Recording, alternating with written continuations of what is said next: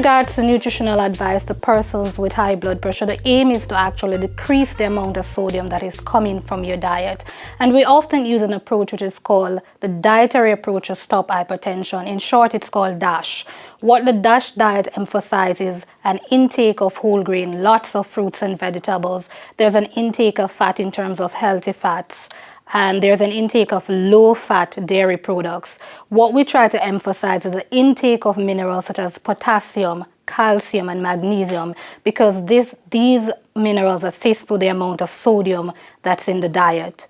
The DASH diet also allows you to take in a little bit of sweet in moderation, but the emphasis also should be on portion sizes. So for example, a DASH diet is going to emphasize fruits and vegetables. So the wider the variety of fruits and vegetables is, the better it is for you. And when we talk about variety, we're talking about color. The more colorful your plate is, the better it is for you. Some persons may not have access to fresh vegetable and they're reduced to using canned vegetable.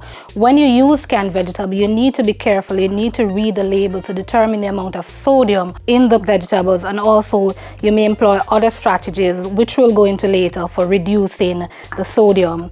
They also talk about the intake of fish, and the DASH diet tries to include fish in your diet, and we emphasize oily fish such as your tuna, your mackerel, and your sardine, because they provide you with good fat, which we call omega-3. There's also the inclusion of legumes, lots of peas and beans such as black beans, kidney beans.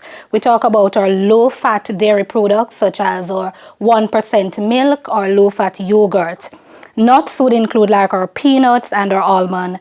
Good oils, or what we call healthy oils, are also included in this diet, and we often emphasize olive oil, canola oil, sunflower oil, or oils coming from seeds.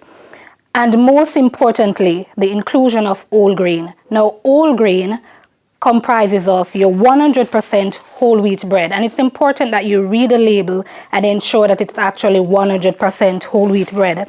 There's also whole wheat flour, what we call brown flour. There's actually brown rice. Sweet potato is a good choice. Your yam, banana, dasheen, and cocoa also falls into that group.